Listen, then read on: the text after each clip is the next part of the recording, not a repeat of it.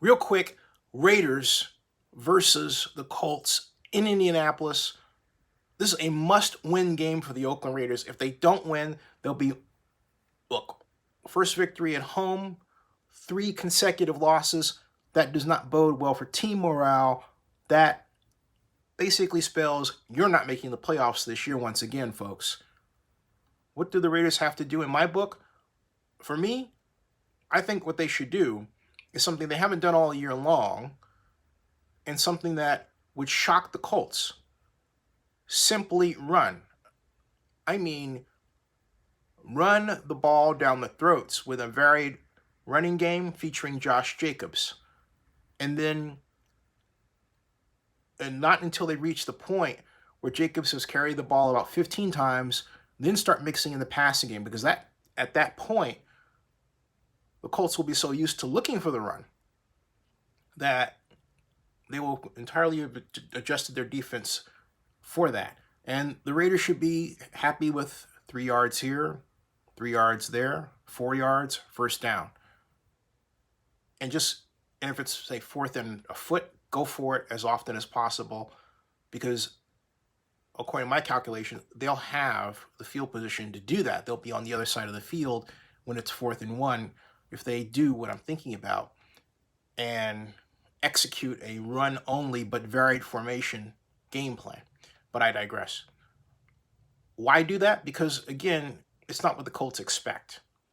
And the Raiders have to start establishing game plans that allow them to have one particular direction the first half and then another the second half. Let me give you a classic example. I believe I've pointed to before of what I'm talking about, and that's the Dallas Cowboys in Super Bowl VI when they took on the Miami Dolphins, featuring the late Nick Buoniconti. And you say, why name Buoniconti? Because he was middle linebacker and known for fast pursuit in what was called the 53 defense, and the idea of what was called the odd front defense was to improve pursuit angles of the linebackers. Well, what Coach Landry installed was a game plan that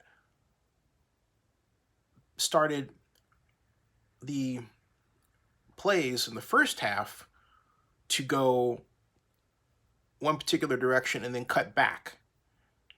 And that they executed very well, featuring Dwayne Thomas.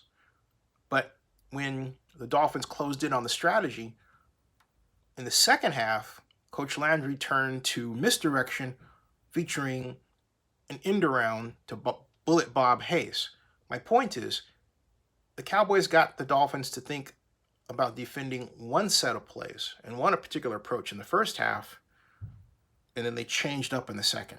And the Raiders should adopt that kind of overarching strategy going forward, because then it puts the opponent on the defensive, literally, not knowing how the Raiders are going to change their game plan as they enter the second half. Subscribe to Zenny62 on YouTube.